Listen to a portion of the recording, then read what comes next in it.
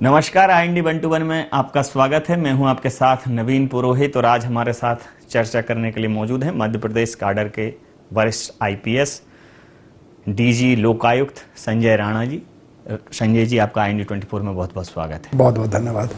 संजय जी, किसी भी संरचना की बात करें, किसी भी विभाग की बात करें, किसी भी विषय की बात करें, पारदर्शिता और स्पष्टवादिता बहुत महत्वपूर्ण घटक हैं। खासकर जब हम सरकारी महकमों की बात करते हैं, ईज ऑफ डूइंग की बात करते हैं, तो उन महकमों पे एक प्रॉपर निगरानी बनी रहे, भय बिन प्रीत ना होत गुसाई, एक ऐसा भय बना रहे जो अच्छा करने के लिए प्रेरित करे। तो लोकायुक्त की स्थापना, उसके मूल उद्देश्य और उसकी संरचना पर एक समग्र प्रतिक्रिया चाहूँगा। लोकायुक्त की स्थापना इसलिए की गई थी कि जो सरकारी तंत्र में यदि भ्रष्टाचार हो तो उस पर कैसे अंकुश लगाया जाए, जिससे जिस बात की हम आज जो चर्चा में बात हम करते हैं कि ईज ऑफ बिजनेस कैसे हो, आदमी को बिना किसी परेशानी के, बिना किसी भ्रष्टाचार के उसके आम आदमी के काम कैसे न रुके। तो ये उद्देश्य पीछे था कि हम जो सरकारी तंत्र में भ्रष्टाचार है उस पर अंकुश लगाने के लिए ये संस्था बनाई गई थी। और इसका आज जो स्वरूप देख रहे हैं आप, ये 81 में एक्ट आया, फिर 83 में इसको फॉर्मलाइज हुआ और तब से ये संस्था जो है लोकायुक्त संगठन के रूप में काम कर रही है। लोकायुक्त संगठन में ये इसके जो मुखिया होते हैं वो हाई कोर्ट के जज या सुप्रीम कोर्ट के जज होते हैं, उनके नीचे उप लोकायुक्त रहते हैं और उनको असिस्ट करने के लिए उसमें लीगल एडवाइजर्स होते हैं, जो सामान्यतः जो जिला जज होते हैं उस श्रेणी के अधिकारी उनके मदद में रहते हैं। फिर उसका एक दूसरा हिस्सा होता है जो विवेचना करता है। विवेचना करने वाली जो हिस्सा है वो विशेष पुलिस स्थापना है, जिसमें मैं हेड करता हूँ, जिसमें मैं हूँ। तो जहाँ संज्ञेय अपराध बनता है, किसी भी जांच में जहाँ संज्ञेय अपराध पाया जाता है तो उसकी विवेचना का दायित्व हम लोगों को सौंपा जाता है और उसकी हम विवेचना करके जब विवेचना पूर्ण हो जाती है तो उसमें जैसा भी निकाल होता है, हम स्पेशल कोर्ट्स रहते हैं इसके लिए विशेष रूप से स्थापित, और स्पेशल प्रोसिक्यूटर्स रहते हैं इन कोर्ट्स में। उन हम न्यायालयों में अपने प्रकरण प्रस्तुत करते हैं।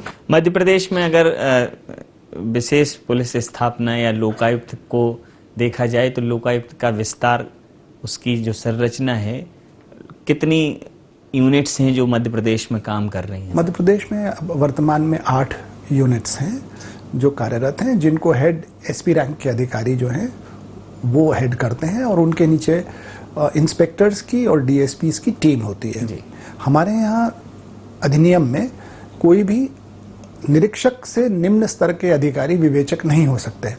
तो हमारे यहाँ विवेचना जो है करने के लिए सारे विवेचक या तो निरीक्षक रैंक के होंगे या फिर वो उप पुलिस अधीक्षक रैंक के, DSP रैंक के होंगे।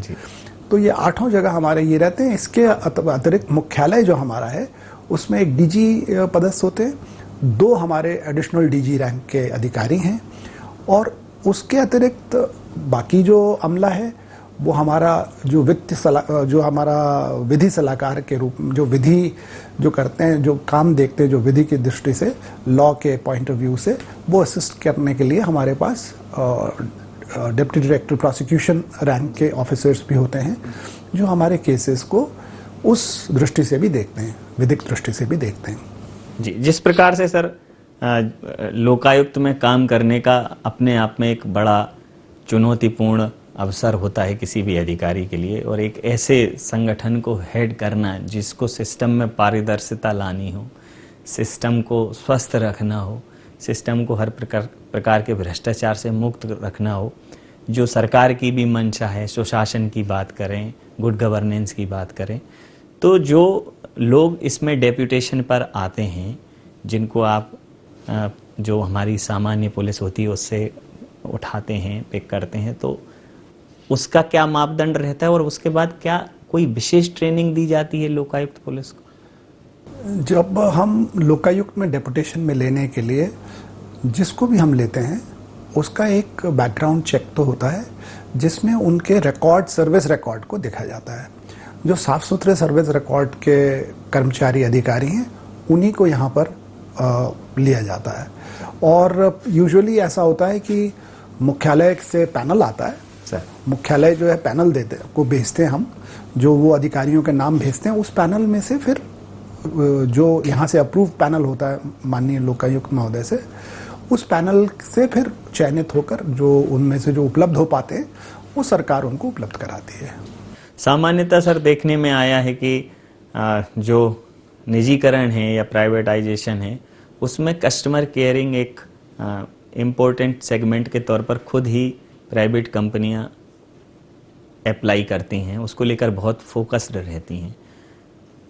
एक उदाहरण सा बन गया है कि नहीं ये तो सरकारी ढर रहा है, तो सरकारी महकमों को बहुत सुदृढ़ता से चलाना, गति से चलाना, और अगर कहीं कोई समस्या है तो उसकी शिकायत को बहुत अच्छे से रिस्पॉन्स मिले, तो लोग कहाँ कहाँ शिकायत कर सकते हैं और किस प्रकार की शिकायतों को लोकायुक्त अपने अंदर दर्ज करता है, लोकायुक्त उसको संज्ञान में लेता है, इसके विषय में बहुत ज़्यादा ज्ञान है नहीं लोगों को। नहीं, मैं आपके माध्यम से आपके श्रोताओं को ये बताना चाहता हूँ कि यदि आपको सरकारी तंत्र के किसी भी लोक सेवक से परेशानी है, किसी भी गवर्नमेंट सर्वेंट से अगर वो अपने पद का दुरुपयोग कर रहा है या कोई काम करने के लिए पैसे की मांग कर रहा है, तो ऐसे जितने प्रकरण रहते हैं उनमें वो लोकायुक्त में शिकायत कर सकते हैं जी। ऐसे शिकायत करने में हमारे पास 3 तरह की हम चीज़ें देखते हैं। एक तो ऐसा रहता है कि कोई आदमी पैसों की डिमांड कर रहा है उसके जायज़ काम करने के लिए भी, तो ऐसे में हम ट्रैप आयोजित कर देते हैं और उसको रंगे हाथ पकड़ लेते हैं। दूसरा है कि वो पद का दुरुपयोग कर रहा है कोई व्यक्ति, कि जो उसको लाभ मिलना चाहिए, जो किसी योजना का वो न देकर वो उस योजना को ऐसे तोड़ मरोड़ रहा है कि अपने चहेतों को लाभ दे रहा है। जहाँ ऐसे भी मामले आते हैं तो पद के दुरुपयोग का प्रकरण पंजीबद्ध होकर जांच होने के पश्चात उस पर वैधानिक कार्रवाई की जाती है। तीसरे तरह के प्रकरण जो हम लोग डील करते हैं वो ऐसा होता है कि लोक सेवक की यदि उसकी आय जो है वो उसके वैध स्रोतों से, उसका व्यय जो है वो अधिक है आय से, तो अनुपातहीन संपत्ति के प्रकरणों की भी हम जांच करते हैं। तो मूलतः आप ये मान लीजिए कि हम 3 तरह के प्रकरणों की, हम आपराधिक प्रकरणों की जांच करते हैं। यदि वो सिद्ध पाया जाता है तो हम फिर उसकी जांच करके और उसमें प्रकरण पंजीबद्ध करके आगे की कार्रवाई करते हैं। जैसा सर कि आपने कहा कि ट्रैप आयोजित करते हैं, तो जो शिकायत करता है जिस पर कई बार उससे अनैतिक डिमांड की जा रही है या उससे कोई अनैतिक लाभ लेने का प्रयास किया जा रहा है, तो जो शिकायत करता है वो वैसे ही बहुत सामान्य सा शोषित पीड़ित व्यक्ति होता है, उसकी क्षमता ही नहीं होती कि वो ट्रैक कर सके, हमेशा उसके पास वो संसाधन मौजूद नहीं रहते। तो वो ट्रैप को ऑर्गेनाइज करने के लिए क्या उसको कोई सुविधा या सहयोग लोकायुक्त से मिलता है? हाँ, सभी सहयोग देते हैं हम लोग। जो आवश्यक चीज़ें रहती हैं उसमें वो सब हम उपलब्ध कराते हैं, जिससे कि वो अपने वो अगर वो चाहता है जी और स्वेच्छा से कराना चाहता है तो वो फिर कार्रवाई उसको जो आवश्यक, जो उसको संसाधन की ज़रूरत पड़ती है ट्रैप में, वो उपलब्ध कराते हैं। सामान्यतः देखने में आया है सर कि जो पुलिस या अन्य एजेंसियां जांच करती हैं तो जो कन्विक्शन रेट है वो बहुत ज़्यादा कम होता है और अधिकतर मामलों में अपराध सिद्ध नहीं हो पाते। ये विशेष पुलिस स्थापना अपने आप में विशेष मैं खुद महसूस कर पा रहा हूँ, क्योंकि ये खुद ही न्यायालय के संयोजन में काम करती है। माननीय न्यायाधीश आपके साथ कदम ताल करते हैं, तो न्याय और आरोप, अपराध को पकड़ने वाले व्यक्ति की ये अपने आप में एक अद्वितीय संयोजन है। तो जो यहाँ कन्विक्शन रेट है वो उससे आप किस हद तक संतुष्ट हैं? निश्चित रूप से वो कहीं बेहतर होती है। जो आपको आम जगह पुलिस में मिलेगी उससे निश्चित रूप से अधिक अच्छी कन्विक्शन रेट इसलिए होती है कि जैसा आपने बताया कि यहाँ बड़ा सघन सुपरविजन होता है जुडिशरी का, और उसके बाद स्पेशल कोर्ट्स हैं, विशेष न्यायालय हैं ये भ्रष्टाचार के प्रकरणों को का ट्रायल करने के लिए, और उसके लिए विशेष अभियोजक जो हैं उसके लिए नियुक्त हैं। तो तीनों चीज़ें हैं, यहाँ हमें एक अच्छा जुडिशल सुपरविजन का एक हमको लाभ होता है। अच्छे अधिकारी आते हैं जो स्वेच्छा से आना चाहते हैं, जिनका ट्रैक रिकॉर्ड अच्छा है, जो इन्वेस्टिगेशन में अच्छे हैं, तो वैसे लोग आ जाते हैं। तीसरी चीज़, कोर्ट कई बार क्या होता है कि कई बार प्रकरण में साक्ष्य होते हुए भी अगर प्रकरण बहुत खिंच जाता है, लंबा समय बीत जाता है, तो सारे विटनेस उसमें जो हैं फिर उसमें अपना इंटरेस्ट छोड़ देते हैं जी। और जब इंटरेस्ट छोड़ देते हैं और कई बार फिर वो चीज़ें भूल भी जाते हैं, फिर उनका कोई रुचि नहीं रहती, तो वो ट्रायल में भी नहीं आते। फिर ऐसे में ऐसी स्थिति यहाँ नहीं है, क्योंकि विशेष न्यायालय हैं, विशेष उसमें प्रोसिक्यूटर्स लगे हुए हैं, तो प्रकरण यहाँ पर अपेक्षाकृत बहुत अच्छे न्याय मिल जाता है। हाँ, मतलब काफ़ी उसमें हम लोग बेटर प्लेस्ड हैं इस मामले में। कन्विक्शन रेट के मामले में हम लोग, उसका कारण मैंने आपको बताया, 3 उसके कारण। तो जैसे कोई सामान्य व्यक्ति सर शिकायत वो किस किस प्लेटफॉर्म पे कर सकता है? माननीय लोकायुक्त के नाम पर कर सकता है, या आपको रेफरेंस करते हुए कर सकता है, या कोई ऐसी शिकायत पेटी, पोर्टल, शिकायत करने की जो सुविधा है, सहूलियत है, वो कहाँ कहाँ उपलब्ध है? शिकायत करने के लिए वो तो एक लोकायुक्त, माननीय लोकायुक्त के जो संगठन है उसमें वो लोकायुक्त जी को एड्रेस कर सकता है, वो हमारे को डीजी को एड्रेस कर सकता है। वो अगर किसी संभाग में रहता है, जिस संभाग में वहाँ उसका एसपी ऑफिस, मतलब वहाँ हमारा जो कार्यालय है, वो वहाँ जाके अपनी बात कह सकता है। वो पत्र के माध्यम से, हमको बहुत सारे पत्र के माध्यम से शिकायतें आती हैं, तो लेकिन उसमें ये आवश्यक है कि जो पत्र जो शिकायत कर रहा है उस शिकायतकर्ता का साफ नाम हो, उसका संपर्क नंबर हो और उसका पता हो, जिससे कि जिसके बारे में वो शिकायत कर रहा है हम उससे पूछ पाएं बाद में कि अगर वाकई वो झूठी शिकायत कर रहा है, सच्ची शिकायत कर रहा है, या सीरियस है या नहीं है। ठीक बात है। कई बार ऐसे प्रकरण भी होते हैं कि लोग झूठी शिकायतें, गुमनाम शासकीय कर्मचारियों के विरुद्ध करने लग जाते हैं। पता चला कि किसी की प्रमोशन आ रही है तो झूठी शिकायत डाल दी। तो इसको ध्यान में रखते हुए कि जस्टिस हो पूरा, तो निश्चित रूप से हम ये जरूर देखते हैं कि उसमें अगर नाम पता अगर लिखा रहता है, संपर्क उसका नंबर लिखा रहता है, तो वो सुविधाजनक होता है। उसकी बात, उससे ये बात को वेरीफाई किया जा सकता है कि ये शिकायत उसी ने ही की है। कई बार लोग दूसरों के नाम से शिकायत डाल देते हैं और कहते हैं कि भाई हमने तो, जिससे पूछने जाओ तो फिर वो बताते हैं मैंने तो ऐसी कोई शिकायत ही नहीं की। तो इसलिए, और जहाँ तक सवाल है जो संगठन में दिया जाते हैं, जिसका संज्ञान सीधा माननीय लोकायुक्त जी लेते हैं या माननीय उप लोकायुक्त लेते हैं, उसमें बाकायदा जो है एफिडेविट देने की भी परिपाटी है कि एफिडेविट के साथ अपना शपथ पत्र देने के पश्चात वो प्रस्तुत करते हैं।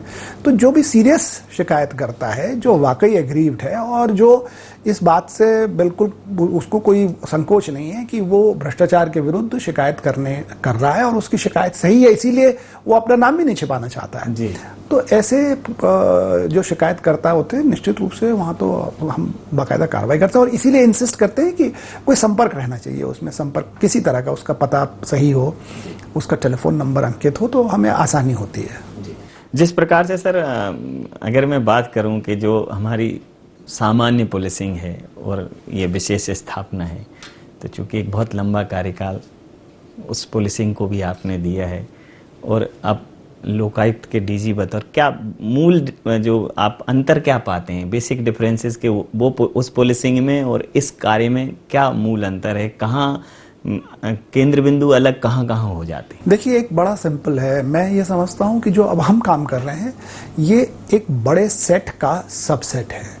मतलब जब आप ज़िले में काम करते हैं तो आपको बहुत सारे प्रकार के कानून व्यवस्था का है, उसमें इंटेलिजेंस की कार्रवाई होती है, उसमें आपको वीआईपी की सुरक्षा सम्मिलित होती है, उसमें कई तरह के अपराध, मारपीट के, चोरी के और बहुत तरह के फ्रॉड के अपराध, सब तरह का वाइड कैनवस होता है। यहाँ आपका कैनवस छोटा है और फोकस्ड है, तो ये फर्क होता है। वहाँ आप मास्टर ऑफ ऑल होते हो, यहाँ आप जो है मतलब वहाँ आपको जैक ऑफ ऑल है, यहाँ मास्टर ऑफ आप अपना वन है कि जिसमें आपकी मास्टरी है। और यहाँ आप शुद्ध रूप से विवेचना में संलग्न रहकर और विवेचना में फोकस करते हैं।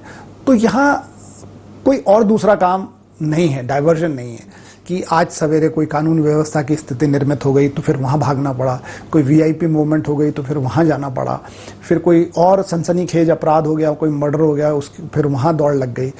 तो और मतलब ये चीज़ यहाँ पर नहीं है। यहाँ पर आप बिल्कुल फोकस्ड रहकर और इन्वेस्टिगेशन में अपना पूरा ध्यान लगाकर और अच्छे से इन्वेस्टिगेशन कर सकते हैं। ये एक डिफरेंट वो है, स्पेशलाइजेशन है जी। जिस प्रकार से कोई भी सरकार हो, उसका ध्यान रहता है, उस बहुत केंद्रित रहती है कि सुशासन हो, गुड गवर्नेंस हो, और उसी से सरकार की पहचान होती है कि आम आदमी सरकारी विभागों से, जिस हेतु से वो विभाग बनाए गए हैं, जो विभाग की योजनाएं हैं, विभाग के लाभ हैं, वो लाभार्थी को और आम आदमी को मिले, उसमें कोई हीला हवाली ना हो। तो सरकार की उस मंशा के साथ ही लोकायुक्त का जो विचार है या लोकायुक्त की जो स्थापना है, वो उस विचार को और पुष्ट करने के लिए, कहीं ना कहीं गुड गवर्नेंस के लिए सरकार बहुत कदम ताल करती है। तो सरकार के स्तर पर, सामान्य प्रशासन विभाग के स्तर पर किस प्रकार का संयोजन रहता है, वहाँ किस प्रकार से लोकायुक्त से अपडेट लिया जाता है, किस प्रकार की एक इस विषय में बहुत ज़्यादा अनभिज्ञता है लोगों को कि सरकार के साथ किस प्रकार का तालमेल रहता है, क्योंकि सरकार का विभाग ही सरकार के विभागों की खामियां निकाल रहा है या उन्हें पकड़ रहा है। तो अपने आप में मतलब लोकायुक्त काम भी अगर किसी के विरुद्ध करता है तो वो भी सरकारी व्यक्ति के विरुद्ध होता है, एक उसका इंप्रेशन सरकार पे भी जाता है। तो अपनी ही कमी को दुरुस्त करने वाली बात है। बहुत ही निंदक नियरे राखिए आंगन कुटी छवाए, उस टाइप का कॉन्सेप्ट है सर लोकायुक्त का। तो बड़ा टफ होता होगा, कैसे सर? नहीं, देखिए ऐसा जरूर है कि, लेकिन आप ये मान के चलिए कि लोकायुक्त को एक विशेष अधिनियम के अंतर्गत, लोकायुक्त उप लोकायुक्त अधिनियम के अंतर्गत उसको कुछ शक्तियां प्रदत्त हैं। उनको, इस संगठन को जो शक्तियां प्रदत्त हैं, उस शक्तियों के अंतर्गत संगठन काम करती है। आप ये सबको स्पष्ट होना चाहिए कि हमारा काम है विवेचना करना। विवेचना करने के बाद एक विधि में प्रावधान है कि उसके अभियोजन न्यायालय में स्वीकृति, जो अभियोजन प्रस्तुत करने से पहले सरकार अभियोजन स्वीकृति देती है, क्योंकि वो उनके कर्मचारी हैं, उनके अधिकारी हैं या उनके प्रतिनिधि हैं। तो अभियोजन स्वीकृति के लिए हम प्रकरण सरकार को ही भेजते हैं और उसमें जो सक्षम प्राधिकारी हैं वो विचारोपरांत उसमें अभियोजन स्वीकृति देने का कार्य करते हैं। तो एक हमारा तो ये हुआ। दूसरी चीज़, जब हम किसी वृहद योजना का या किसी प्रकरण का जब हम जांच करते हैं तो हमारी जांच इस बात पे निर्भर करती है, उसकी स्पीड, कि हमको सरकार से या सरकारी तंत्र से कितनी जल्दी वांछित रिकॉर्ड उपलब्ध होता है। अगर हमको वो रिकॉर्ड उपलब्ध होने में विलंब होता है तो निश्चित रूप से विवेचना उससे विलंबित होती है, और अगर हमको वो सारे दस्तावेज उपलब्ध होते हैं समय से तो उसका निश्चित रूप से हम उसकी विवेचना उतने त्वरित गति से कर पाते हैं। तो दूसरा हमारा कॉन्टैक्ट जो चीज़ है वो ये है कि क्योंकि हम सरकार की ही मदद कर रहे हैं उसको अनर्थ करने में, उस क्राइम को या उस भ्रष्टाचार को, तो उनसे ये सहयोग की अपेक्षा होती है कि हमको वांछित दस्तावेज जो हैं वो उपलब्ध कराएं और समय से उपलब्ध कराएं। और इसमें भी हमारा समन्वय विभागों से अच्छा रहता है। हम विभागाध्यक्ष से अनुरोध कर लेते हैं, हम मंत्रालय में जो वरिष्ठ अधिकारी हैं उनसे अनुरोध करके, और वो जो रिकॉर्ड जो है उसको प्राप्त करने की एक प्रक्रिया रहती है। तो एक अभियोजन स्वीकृति हमसे उनसे लेनी रहती है, रिकॉर्ड हमको उनसे प्राप्त करना रहता है। कई जांचें लोकायुक्त जो संगठन है, माननीय लोकायुक्त करते हैं, माननीय उप लोकायुक्त करते हैं, उन जांचों में संबंधित विभाग के कर्मचारी अधिकारियों को आवश्यकता पड़ने पर, जैसी आवश्यकता होती है, उनको तलब भी किया जाता है, उनको बुलाया भी जाता है, उनके विटनेस भी लिए जाते हैं। और कई बार संगठन जो है माननीय लोकायुक्त, माननीय उप लोकायुक्त, वो संबंधित विभागों से कई बार जांच प्रतिवेदन भी मंगवा लेते हैं, क्योंकि उस विभाग को उसके सारे जो टेक्निकलिटीज हैं उनको बहुत अच्छे से ज्ञान होता है, डिटेल्स उनके मालूम होते हैं। तो फिर उनसे कई बार रिपोर्ट ले लेते हैं, और अगर वो रिपोर्ट से संतुष्ट होते हैं तो फिर उसे नस्तीबद्ध होता है। अगर रिपोर्ट से संतुष्ट नहीं होते, उनको लगता है कुछ और की आवश्यकता है या कोई चीज़ आई नहीं रिकॉर्ड पे, तो तलब कर लेते हैं। और अगर उनको लगता है नहीं, ये सब रिकॉर्ड से अपराध बनता है संज्ञेय अपराध बनता है तो वो संगठन को भेजते हैं, फिर हमको स्पेशल पुलिस एस्टैब्लिशमेंट को भेजते हैं केस रजिस्टर करने के लिए। तो ये एक हमारा अगली चीज हो गई। हम जितना भी कार्रवाई वर्ष भर में करते हैं, जितने हम प्रकरण पंजीबद्ध करते हैं, जितने हम अभियोजन करते हैं, जितने हमें कन्विक्शंस हम लेते हैं, कितने एक्विटल्स होते हैं, एक बाकायदा वार्षिक प्रतिवेदन विधानसभा में प्रस्तुत होता है सरकार के माध्यम से। तो जो लेखा जोखा होता है पूरे वर्ष भर का, वो बाकायदा ऑन रिकॉर्ड टेबल होता है विधानसभा में, और उस पर चर्चा भी होती है। तो हम जो भी करते हैं वो एक पारदर्शी तरीके से वो बाकायदा, हाँ, वो फिर विधानसभा तक वो जाता है और प्रस्तुत होती है, टेबल होती है, रिपोर्ट। जी एक सर जिज्ञासा और है कि कई बार कुछ ऐसे प्रकरण हैं जो मीडिया में हाईलाइट हो जाते हैं या किसी वजह से वो पब्लिक डोमेन में आ जाते हैं, जहाँ कोई शिकायतकर्ता नहीं रहता है या कोई ऐसा बड़ा मसला रहता है जहाँ कोई इन्वॉल्व नहीं होना चाहता, तो क्या माननीय लोकायुक्त उस पर स्वतः संज्ञान लेते हैं ना? बिल्कुल लेते हैं, वो तो स्वतः संज्ञान ले ही सकते हैं। ये आवश्यकता नहीं है उनके लिए कि वो संज्ञान न ले पाए। जहाँ अगर पुलिस स्थापना को भी ये लगता है कि यहाँ पर संज्ञेय अपराध हो गया, भ्रष्टाचार का बनता है, तो जो हमारी जो सूत्र सूचना है उसके आधार पर भी प्रकरण पंजीबद्ध होकर विवेचना होती है। दोनों तरीके का होता है। ये आवश्यक नहीं है कि कंप्लेनेंट ही हो, शिकायत आवश्यक नहीं। अगर हमारे किसी आईओ को, किसी विवेचक को उससे ये संज्ञान में आता है कि अपराध घटित हुआ है, जैसे भ्रष्टाचार का अपराध है, किसी लोक सेवक द्वारा किया गया है और उसकी पुख्ता सूचना है, उसकी पुष्टि करने के उपरांत उस पर बाकायदा प्रकरण पंजीबद्ध करके आप बढ़ सकते हैं आगे। वर्तमान सर जो सूचना क्रांति के युग में लगभग हर विभाग टेक्निकली अपने आप को अपडेट कर रहा है, नवाचारों का इस्तेमाल कर रहा है, तो लोकायुक्त संगठन और विशेष पुलिस स्थापना ये आम जनता तक पहुंचने के लिए कुछ ऐसा ऑनलाइन, कुछ पोर्टल या कोई ऐप के माध्यम से, कई बार ऐसा होता है जैसे अभी कोविड का दौर रहा तो लोग फिजिकली मूवमेंट नहीं कर पा रहे थे, तो लोग कहीं शिकायत करना चाहते हैं जिससे ऑनलाइन वेरिफिकेशन हो सके या शिकायत दर्ज हो सके, उस दिशा में कोई काम किया है? या ईमेल भेजते ना लोग, ईमेल भी भेजते हैं, और इस दौरान हमको ईमेल से भी हमने एंटरटेन किया, लोगों को ईमेल आए और लोग आ ही नहीं पाए। कोविड के दौरान तो एक बड़ी समस्या रही कि दूर दराज से लोग जो कई बार यहाँ आते थे वो नहीं आ पाए अपनी शिकायत कहने के लिए, और जो कई बार मुख्यालय आना चाहते थे, कुछ लोग तो ज़रूर हैं कि वो अपने संभागीय कार्यालय में पहुंचकर वो शिकायत कर देते हैं, लेकिन जहां ऐसा संभव नहीं था तो हमने ईमेल से लिया, हमने टेलीफोन से लिया और फिर संबंधित को बताया। लेकिन ये बात आवश्यक है कि कोविड की वजह से थोड़ा उसमें कमी तो हुई, लोगों के मतलब जो आने का जो ईज है वो प्रभावित तो हुआ है। बतौर महानिदेशक लोकायुक्त संगठन विशेष पुलिस स्थापना, आप प्रदेश की जनता से सिस्टम की पारदर्शिता और सिस्टम में पारदर्शिता बनी रहे इस प्रतिबद्धता के लिए क्या कहना चाहेंगे? मैं तो ये कहूँगा कि सबसे पहले तो आप बिल्कुल इस बात से आश्वस्त हों कि एक अच्छी संस्था आपके साथ है जो कि लोक सेवक द्वारा किए गए भ्रष्टाचार की एक बहुत अच्छी जांच, ट्रांसपेरेंट जांच करती है। तो इस पे अगर आप कहीं भी पीड़ित हैं तो निश्चित रूप से आएं, और यदि आपका विषय लोक सेवक से नहीं है, किसी और व्यक्ति के भ्रष्टाचार से जो प्राइवेट आदमी है, तो उसके लिए फिर EOW है, इकोनॉमिक ऑफेंसेस विंग जो है, आर्थिक अपराध जो हमारी जो शाखा है वो अलग है जी। वो लेकिन अगर आप किसी सरकारी तंत्र से, किसी लोक सेवक से अगर परेशान हैं तो निश्चित रूप से लोकायुक्त के आप कार्यालय में, अपनी माननीय लोकायुक्त के कार्यालय आप दे सकते हैं कंप्लेंट, हमारे ऑफिस में दे सकते हैं, विशेष पुलिस स्थापना में हमारे जो रीजनल दफ्तर हैं, हमारे जो डिविजनल ऑफिसेज हैं वहाँ दे सकते हैं, आप डाक के माध्यम से भेज सकते हैं, तो निश्चित रूप से उस पर कार्रवाई आपको होगी। और जहाँ आपकी जहाँ सूचना पुख्ता है, सूचना सही है, तो ये मान के चलिए कि कार्रवाई होगी ही होगी, उसमें मतलब संशय नहीं। हाँ, संशय नहीं है उसमें।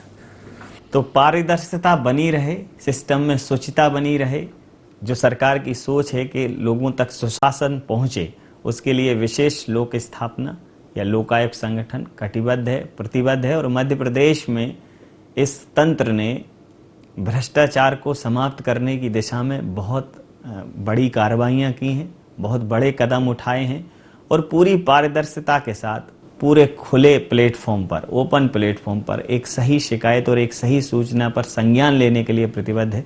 सर, लोकायुक्त के संगठन को, विशेष पुलिस स्थापना के उद्देश्य को और उस संदर्भ को जिस हिसाब से सर आपने निरूपित किया है, मैं पूरी उम्मीद करता हूं कि इस प्रदेश की जनता को ये भरोसा जरूर होगा कि अगर कोई लोक सेवक अपने उत्तरदायित्व की प्रतिपूर्ति नहीं कर रहा है तो एक जगह है जहां वो उनकी शिकायत कर सकता है, जहां वो अपना दर्द बयां कर सकता है और उसको कोई सुनने वाला है। सर, जितना समय आपने हमारे साथ दिया, साझा किया, उसके लिए आपका बहुत बहुत धन्यवाद नवीन जी। धन्यवाद।